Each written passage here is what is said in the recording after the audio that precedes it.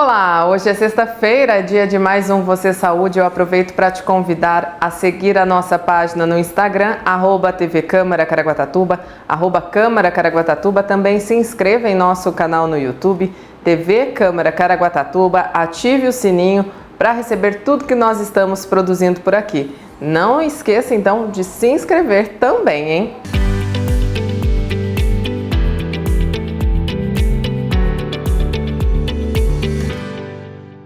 O nosso tema de hoje é trombose venosa profunda. Segundo dados da Sociedade Brasileira de Angiologia e Cirurgia Vascular, são registrados anualmente cerca de 60 casos a cada 100 mil habitantes.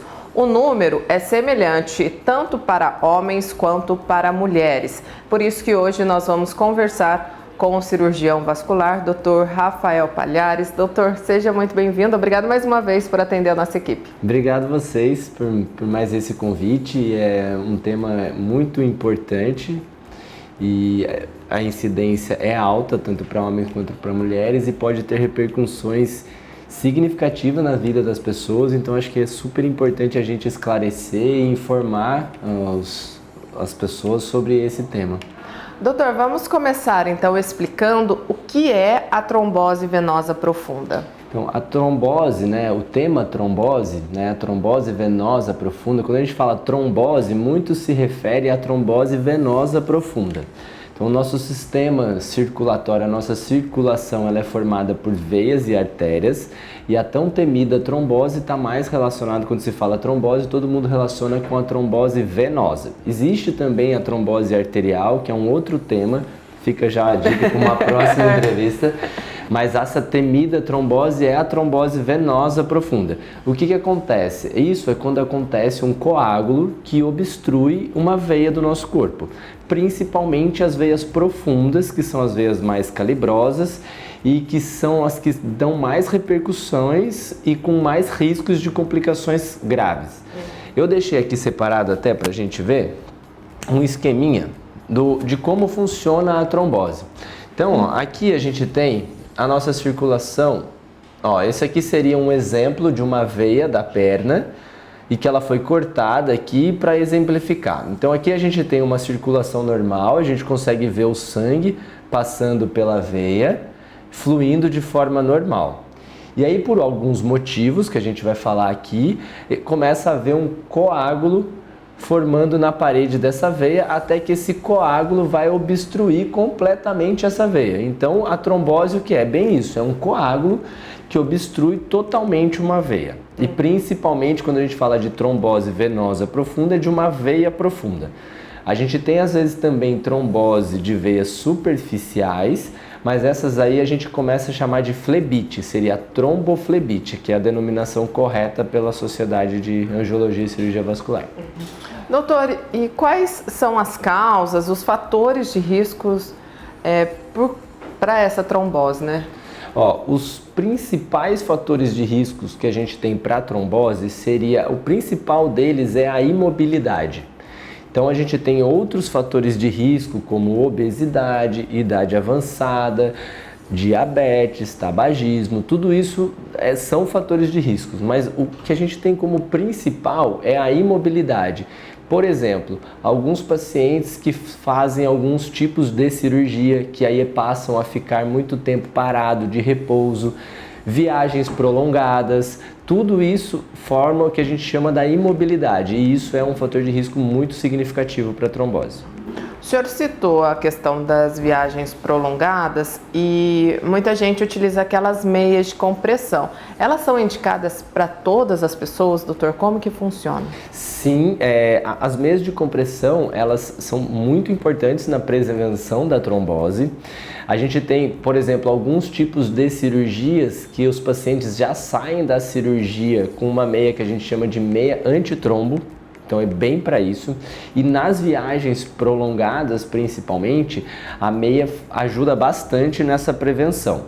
Só peço para tomar um certo cuidado com a meia, porque existe alguns tipos de pacientes, os pacientes que têm problema nas artérias, que é a doença arterial, e aí esses pacientes eles têm uma contraindicação para a meia. Então, se você não faz parte de um paciente que tem doença arterial, você sim tem indicação de usar meia. Daí, tirando esses pacientes, todo mundo teria indicação para viagens prolongadas. O anticoncepcional, doutor, ele é um fator de risco também para a questão da trombose? Isso é uma pergunta muito importante, eu recebo ela várias vezes durante o dia nos atendimentos.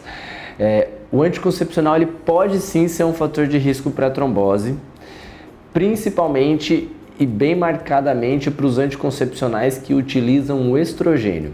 Tá? O estrogênio, que é um hormônio feminino, e ele faz parte da composição de muitos anticoncepcionais, ele sim é um fator trombogênico, que a gente chama, que ele estimula a formação de trombo. Então, pacientes que usam anticoncepcional com estrogênio, existe sim um risco maior de fazer trombose. Para pacientes que já tiveram trombose, a recomendação é que não utilize anticoncepcional com estrogênio. Então eu sempre peço para as minhas pacientes que têm ou risco familiar de trombose ou quem já teve algum histórico de trombose que procure o ginecologista e que a gente em conjunto escolha uma forma de anticoncepção que não utilize o estrogênio. Aí a gente está falando, pode ser DIU de cobre, pode ser o anticoncepcional que só use a progesterona, que é o outro hormônio também usado nos anticoncepcionais. Então, de forma geral, eu sempre atuo dessa forma, tentando tirar o estrogênio da jogada. Doutor, quais são os sintomas, né? Ou melhor, a trombose, ela apresenta sintomas? Apresenta. O sintoma de trombose, eu recebo também muitos pacientes que chegam, sentem dor na perna e falam, estou com trombose, eu tenho medo de trombose. Muitas vezes o sintoma de trombose ele é bem característico, assim, faz parte da nossa conduta descartar a trombose em alguns casos, mas classicamente o sintoma de trombose ele aparece principalmente em uma das pernas. Então tem muitas pacientes que chegam aqui e falam, eu tô com dor nas pernas, eu tô com trombose. É muito raro que aconteça uma trombose nas duas pernas ao mesmo tempo. Então isso é o primeiro sintoma que a gente precisa fixar. Se você tem uma dor na perna, nas duas pernas, provavelmente não seja trombose. Agora, se é uma dor em uma das pernas, de forma súbita, que acontece de uma hora para outra, e essa perna começa a ficar inchada, ela começa a doer, ela começa a ficar bem dura, aí sim pode ser uma trombose. Então, os sintomas para a gente fechar tem que ser unilateral, o mais comum, acompanhada de inchaço e principalmente quando você aperta, você sente aquela perna dura. Então, isso são os principais sintomas de trombose. O diagnóstico, né, ali, como é feito? O diagnóstico principal de trombose, ele é feito com história clínica, então anamnese, com esses sintomas principalmente, história de doenças pregressas, fatores de risco, por exemplo, fiz uma cirurgia, fui por uma viagem, então isso faz parte da investigação que durante a anamnese e a consulta a gente vai investigar. Depois, exame físico, a gente vai palpar a perna, vai examinar, vai olhar e ver a diferença de tamanho, ver se a perna está dura ou não. Existem alguns sinais clínicos que a gente consegue ver logo no atendimento. E para confirmar, o melhor exame padrão ouro é o Doppler, que é o ultrassom com Doppler. Isso aí ele consegue confirmar ou descartar com clareza a trombose. Recebo também muitos pacientes que chegam, passam no pronto-socorro, passam na UPA, e aí faz um exame de sangue e fala, eu fiz um exame de sangue que deu que eu estava com trombose. Gente, muito cuidado com isso. Esse exame que a gente normalmente se faz nisso é chamado de dedímero. O dedímero ele é um exame de sangue e que ele detecta qualquer fator que tenha trombo no corpo inteiro. Então ele assim, o dedímero ele é importante para descartar trombose. Então se ele vier normal, você não tem trombose, com segurança você fala isso. Mas se ele vier alto, não necessariamente é trombose, ele pode vir alto em várias outras coisas. Então não se assustem com isso, se vier o dedímero um pouco alto, precisa investigar, mas não é para desesperar e achar que já está com trombose. Doutor, pessoas que têm aquelas varizes mais saltadas ou que faz um exame de ultrassom com Doppler e acusa lá, você está com problema de refluxo, né? Que quando o sangue não tem a força para retornar, né? Isso. Elas são mais propensas a ter uma trombose? Isso também é uma outra pergunta que eu recebo bastante. Eu vou voltar no nosso desenho aqui para vocês verem, ó. O que a Stephanie falou é bem legal, ó. Aqui, ó, não sei se vai ficar claro aí para vocês verem, na nossa veia, o fluxo de sangue, ele vem de baixo para cima, então é do pé para cima na veia. E aí a veia tem essas válvulas aqui, ó, que não deixa o sangue voltar. Quando tem o refluxo é quando essa válvula aqui não tá boa e aí acaba tendo o refluxo, que foi perfeitamente o que você falou. Quem tem varizes é porque tem problema nessas válvulas e o sangue começa a descer, voltar com refluxo mesmo, e aumenta o risco das varizes em si e aumenta bastante o risco da flebite, que é aquela trombose superficial, que a varize normalmente ela é uma veia superficial. O risco da trombose profunda é um pouco maior, não é significativamente maior, mas é um pouco maior. Então quem tem varizes, e principalmente as varizes calibrosas e tudo, tem um risco um pouco maior. Mas os outros fatores de risco são mais importantes, principalmente, como eu disse, a imobilidade. O senhor está mostrando aqui pra gente, aí a gente vê o início e tal. Isso aqui também se torna classificações para trombose? Não, ela existe tipo um grau assim? Não, a gente tem classificação para as varizes, tem classificação bem definida para varizes.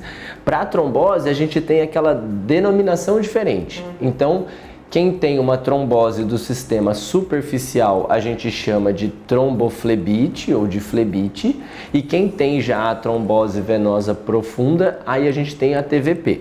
O que a gente tem às vezes é assim, quando a gente tem uma trombose aqui, ó, que é do joelho para baixo, a gente entende que é uma trombose menos grave.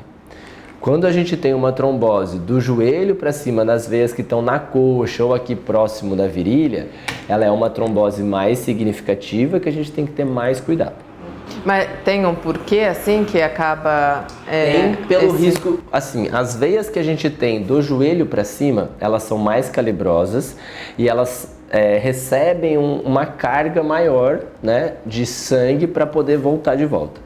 Outra questão de ser mais grave é porque quando você tem uma veia que é mais próxima da virilha, na região da coxa, o risco dela dar a complicação grave, que é a embolia pulmonar, é maior.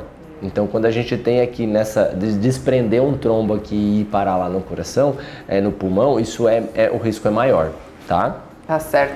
Nós estamos conversando com o cirurgião vascular, Dr. Rafael Palhares. A gente vai fazer uma pausa agora. Vamos ao nosso intervalo e a gente já volta conversando um pouco mais sobre os possíveis tratamentos, como são feitos, o que pode ajudar na prevenção também dessa trombose. Então não saia daí, a gente volta já.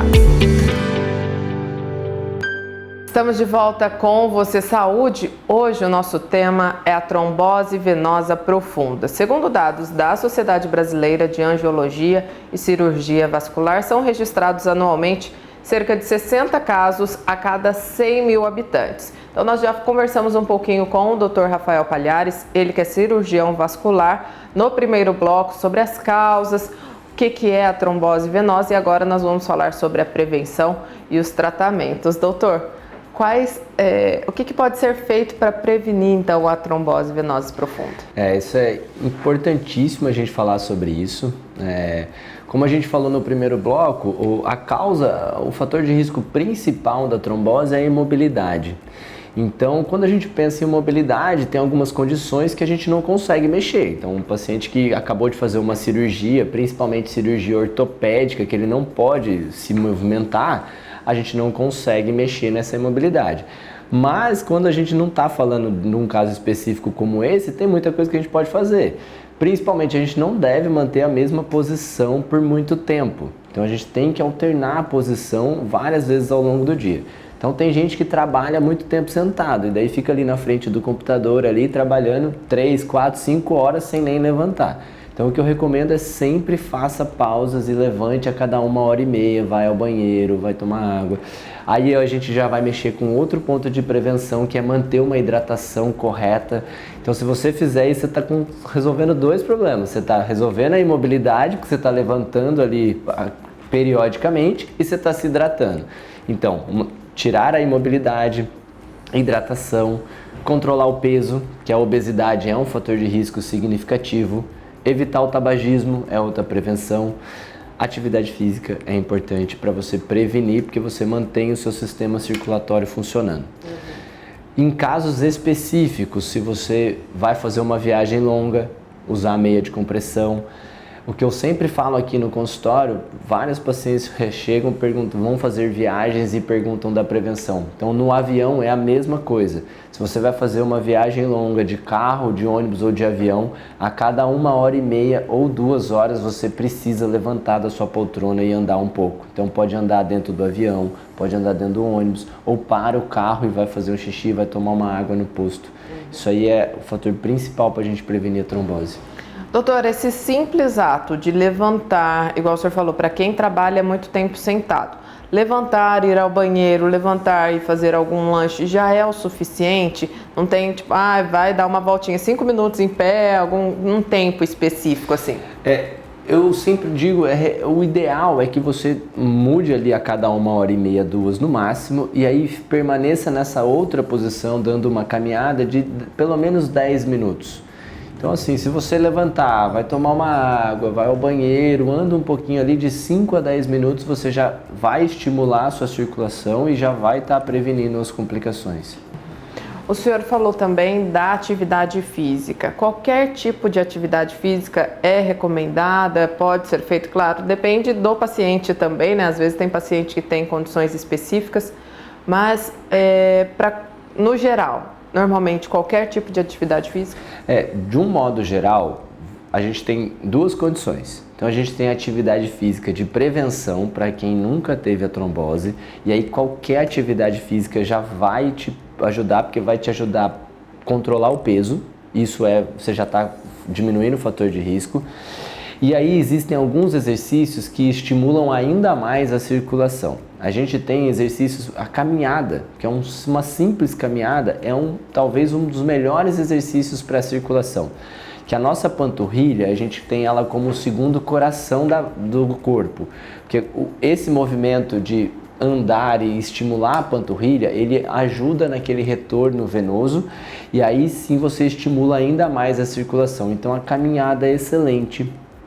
A corrida é excelente para quem não tem restrição, fora exercícios também de força e academia que também estimulam a musculação, a você aumentar a sua força muscular também vai ajudar, mas da circulação eu recomendo muito pelo menos uma caminhada, e acho que é um exercício que qualquer pessoa pode fazer. Pelo menos uns 30 minutos? Pelo menos de 30 a 50 minutos, pelo menos 3 vezes por semana. E aí a gente tem um outro ponto, que é aquele paciente que já teve uma trombose. Então, por exemplo, quem teve uma trombose na fase aguda, acabou de ter uma trombose, ele vai ter muita dor. E aí existe um mito de tipo, eu tive uma trombose, então me mandaram que eu tenho que ficar paradinho, senão esse trombo vai sair, vai migrar. A nossa recomendação é que você não faça atividade física enquanto você estiver com dor. Então o limitante da atividade física é a dor. Enquanto você tiver doeu, não pode fazer. Isso se você já tiver em tratamento. O tratamento que vai prevenir as complicações é o tratamento medicamentoso, o remédio. Se você já está em tratamento, a partir do momento que você está tratando e parou de ter dor, aí sim você pode voltar a fazer as suas atividades físicas. Doutor, no primeiro bloco o senhor falou sobre a questão do risco da embolia pulmonar, né? Quando a trombose acomete a parte de cima da nossa perna. Existem outros riscos que ela pode trazer também para o paciente? Quais são? A gente, nas complicações da trombose, eu divido normalmente, quando eu falo disso, em 2 coisas. A gente tem as complicações imediatas e graves, e a gente tem as complicações a longo prazo, que podem ser graves também, mas não são fatais. Então, eu vou voltar no nosso desenho, porque tem uma parte que está até mostrando isso. Aqui, ó, a complicação imediata e que pode ser gravíssima e até fatal, até levar o paciente a óbito, é a embolia pulmonar. Isso tá aqui, ó, quando ó, um pedaço desse trombo ele solta aqui da veia e aí ele vai parar lá no pulmão. E aí ele faz a embolia pulmonar. Se essa embolia pulmonar ela for significativa, for um trombo, um coágulo grande que migrou da perna para o pulmão, ela pode levar o paciente a óbito rapidamente. E isso é a complicação mais temida. Por isso, talvez que todos tenham muito medo da trombose. E realmente é para se preocupar, porque é uma complicação temida mesmo. A partir do momento que a gente começa com o tratamento, o risco disso diminui muito mesmo. E depois a gente tem a complicação a longo prazo, que daí o que é? Quando a gente tem uma trombose, a veia ela se dilata, então ela fica de um tamanho maior do que o normal. E aí quando você trata, às vezes ela não volta para o tamanho normal dela, ela continua meio dilatada. E aí a gente tem aquele problema das válvulas, que a gente falou no primeiro bloco. Então a válvula ela se afasta, só que depois ela não volta mais para a composição normal dela. E aí você começa a ter o refluxo, e um refluxo pior, porque é um refluxo do sistema profundo, que a trombose é o sistema profundo. Esse refluxo do sistema profundo pode dar manifestações a longo prazo. Aí o paciente pode ficar com a perna mais inchada do que a outra, ela pode ter mais dor do que a outra, ela pode desenvolver varizes nessa perna que ela não tinha antes, e quadros mais avançados podem até desenvolver feridas na perna em decorrência dessa trombose que ela teve. Existe até uma condição que engloba tudo isso que eu estou falando, que a gente chama de síndrome pós-trombótica. É quando o paciente ele desenvolve todos esses sintomas que eu falei. Então a perna fica bem inchada, começa a fazer ferida, varizes de repetição, tudo em decorrência de uma trombose que ele teve. Então tem que tomar muito cuidado mesmo. E doutor, qual é o tratamento para trombose? O senhor falou meio por cima aí já durante a nossa entrevista, mas como que é feito? Assim que é feito o diagnóstico, e muitas vezes a gente começa o tratamento mesmo antes da confirmação do diagnóstico. Então, se você tem uma suspeita forte para a trombose, o ideal é que você já comece o tratamento mesmo antes de fazer o Doppler e confirmar, por conta do risco da embolia pulmonar. Então, quando a gente começa o tratamento ele é basicamente feito com um anticoagulante, que ele vai fazer com que não tenha uma extensão desse trombo, então ele não se estenda para outras veias, e que não tenha essa liberação de um pedaço desse trombo que vai parar lá no coração, no pulmão e dando repercussão no coração. Então o tratamento ele é feito basicamente com um anticoagulante. E é importante falar assim, o tratamento ele não desfaz o coágulo ele vai ficar ali. O tratamento ele só previne a complicação. E aí depois é o nosso próprio organismo que vai fazer o trabalho de desfazer aquele coágulo. E aí a gente pode ter 3 caminhos. A gente pode desfazer esse coágulo por completo e voltar a uma veia praticamente normal. A gente pode desfazer esse coágulo pela metade e a gente pode às vezes não desfazer esse coágulo.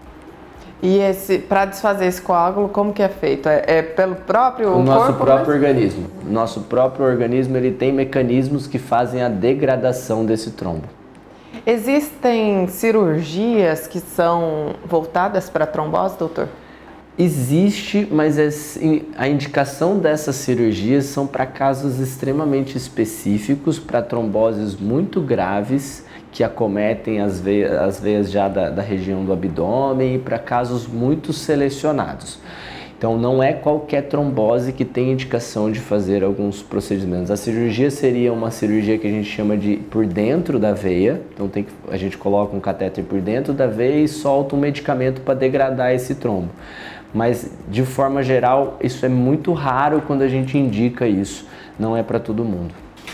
No começo nós falamos também que a trombose ela acomete homens e mulheres de maneira semelhante, né? Mas existe uma idade em que ela mais acontece, assim? Ela acontece mais em pacientes mais idosos, né? Então, principalmente ali, até pela dificuldade de mobilidade, pela maior parte do tempo e às vezes por complicações como fraturas que deixam esses pacientes mais imobilizados. E de estatística, a gente tem que homem e mulher tem uma semelhança ali de casos, mas no dia a dia acaba que eu vejo mais trombose em mulheres por conta até da questão de estrogênio e tudo. Temos ali estatisticamente essa semelhança, mas no dia a dia acaba que eu acabo vendo mais em mulheres. Doutor, a alimentação, ela tem algum tipo de influência também na trombose? Tem. Tem porque a alimentação ela pode fazer duas coisas. A gente tem alguns alimentos que a gente tem como alimentos que melhoram a circulação. Então são alimentos que estimulam a nossa circulação a funcionar melhor, alimentos que são anti-inflamatórios, que também ajudam na circulação. E outra coisa é os alimentos que, quando a gente exagera nos alimentos, a gente aumenta peso. Se a gente aumenta peso, a gente aumenta o risco de trombose. Então a alimentação faz sim um papel importante também na prevenção da trombose, por conta de você ter um controle inadequado ou adequado do peso. Esses alimentos que o senhor disse que são anti-inflamatórios, a gente precisa, é bom estar incluídos na nossa alimentação no dia a dia? Quais alimentos, por exemplo, que a gente pode ajudar ali? A gente tem alguns alimentos sabidamente anti-inflamatórios, eles têm até a trombose, ela tem um quê de uma composição de cronicidade, uma inflamação crônica que predispõe também à trombose. Isso é mais evidente até no lipedema, mas também na trombose. E aí a gente tem alguns alimentos que são importantes a gente colocar na nossa dieta. Recomendo bastante o gengibre, é um ótimo para a gente colocar na dieta. A cúrcuma, que é o açafrão, a gente também deve ter isso na dieta. Outra coisa importante da dieta que eu já falei é a hidratação. Então precisa tomar água, precisa se manter hidratado. Então esses são alimentos que a gente estimula tanto a nossa circulação quanto a diminuição da inflamação. Outra coisa, as frutas cítricas são importantes, fontes de vitaminas e anti-inflamatórias, e as frutas vermelhas, então morango, mirtilo, também ajudam bastante nesse processo inflamatório crônico. Tá certo, Dr. Rafael Palhares, tem alguma orientação que o senhor possa deixar para quem está nos assistindo em casa?